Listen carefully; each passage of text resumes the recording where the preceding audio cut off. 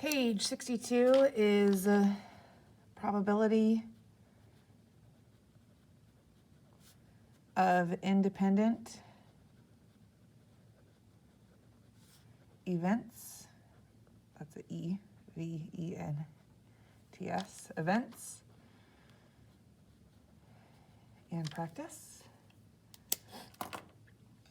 So we're learning about independent events today, which is taking our practice of probability, where you find the desired over the total, but we're doing multiple probabilities together in the same problem. So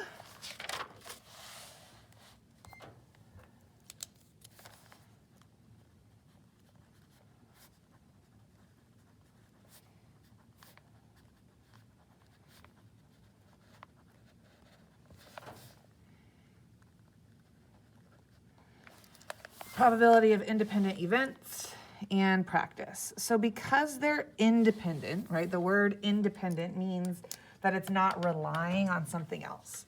So each event, each thing that we're having does not affect the other likelihood of happening. So we look at independent events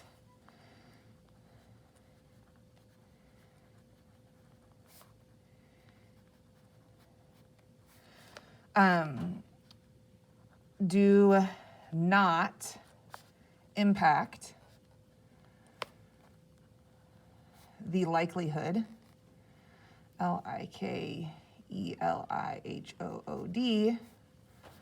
of the other happening.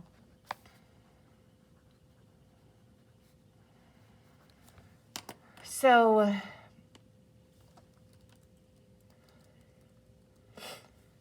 when we're finding these independent events, each one is found independently on its own, and then we multiply them together.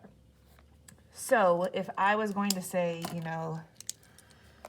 the probability of flipping heads and rolling a 2, right? Flipping a heads, all on its own, it's independent. Rolling a 2, all on its own, it's independent. They do not impact the likelihood of one happening and the other not happening.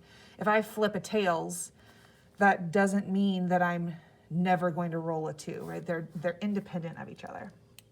So when you're finding multiple independent events that they're together, find each probability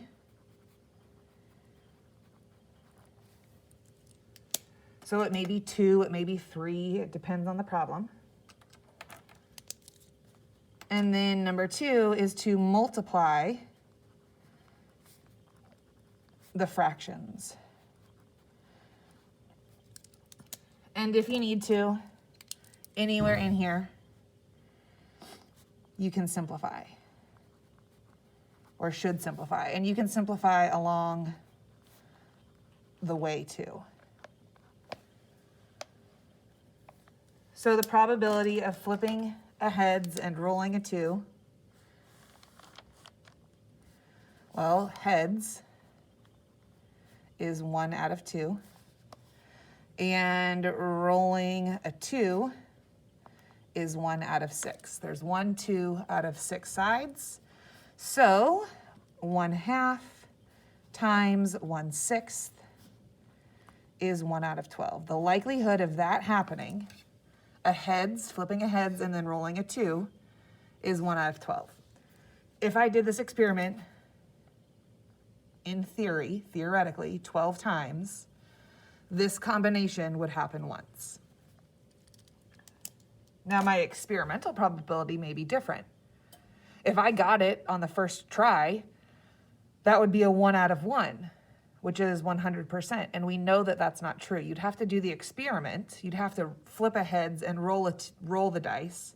You'd have to flip a coin and roll the dice multiple times for it to mathematically match the theoretical probability instead of the experimental probability, which could happen right away, or it may take a really long time for it to happen.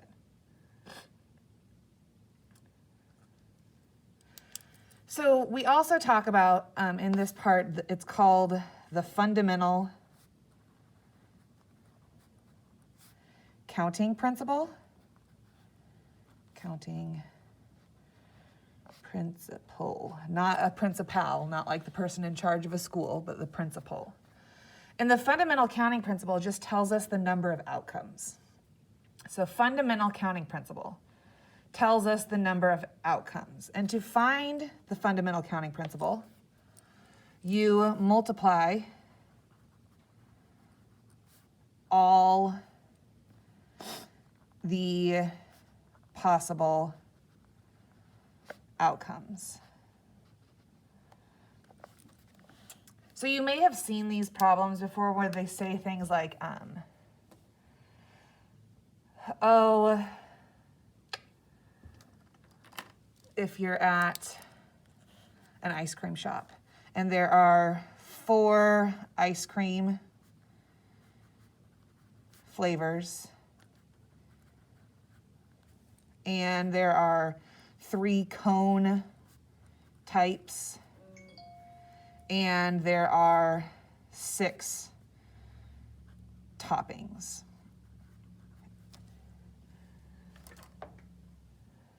And they might ask, how many different combinations are there? So in here, how many different combinations? Now, that's assuming that you only get 1 flavor, 1 cone, and 1 topping. But to find the different combinations, the different types of flavors, I would just take 4 times 3 times 6, 4 times 3 times 6. So 4 times 3 times 6. There are 72 different combinations, which is what we would get from our denominator, right? If there was chocolate ice cream, that's 1 out of 4. Times a sugar cone is 1 out of 3. Times rainbow sprinkles is a 1 out of 6. This number comes from our denominator. That's the possible outcomes.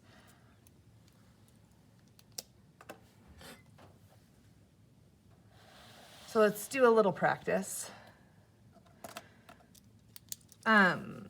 We'll abbreviate. So to leave her office, Karen can choose, let's see, between 3 sets of stairs, 7 doors, and let's just go there. 3 sets of stairs and 7 doors. So how many combinations?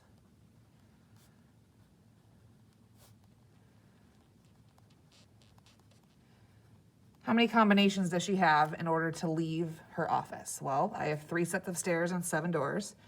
So, day 1, she takes the north stairs. Day 2, she takes the north stairs and the first door, or north stairs first door, north stairs second door, north stairs third, right? Instead of making this whole list, I can just say 3 times 7. There are 21 different ways that she could leave her office building.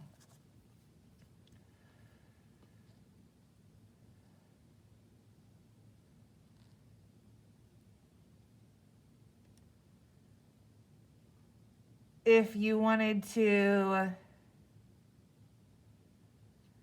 do, let's just do one more of this. A menu at a restaurant has 5 starters, which are appetizers, 12 main dishes, which are entrees, and 3 desserts. How many combinations? Well, you could make a diagram and you could say starter 1 with main dish 1, dessert 1. Starter 1, main dish 1, dessert 2. Starter 1, main dish 1, dessert 3. And so on and so forth. I mean, it would take forever. You'd have this huge long list, which is fine. Or we can use the fundamental counting principle, 5 times 12 times 3. You could go to this restaurant 180 times and never have the exact same meal. 181st time, you'd have to start repeating. So let's go to actual probability with this how many outcomes. If a coin is tossed 3 times, what is the probability of 2 heads and a tails? So I'm going to have to do 3 fractions. Probability of a heads the first time is 1/2, times the probability of a heads the second time is 1/2, and the probability of a tails the third time is 1/2. Now it could be any order, right? It doesn't say heads first, heads second, tails. But we multiply all of those together. 1 times 1 times 1 is 1 over 2 times 2 times 2. 2 times 2 is 4 times 2 is 8. So it's a 1 out of 8 chance of getting 2 heads and then a tails. If we said the probability of a month is randomly chosen,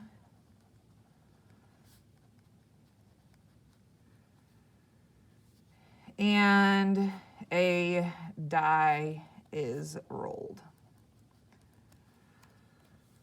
what is the probability of getting February and a number less than 5?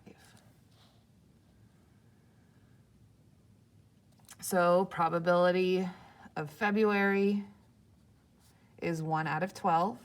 There's 1 February out of 12 months. And the probability of a number less than 5, well, less than 5 on a die is 1, 2, 3, 4. So 4 out of 6. I can simplify that to 2/3 and then multiply. 1 times 2 is 2 over 12 times 3 is 36. That can simplify again to 1 out of 18. So independent events do not affect each other, right? Independent events have no impact. If I am drawing February, it does not change my probability of drawing a number or rolling a number less than 5. They're independent of each other. They do not impact each other.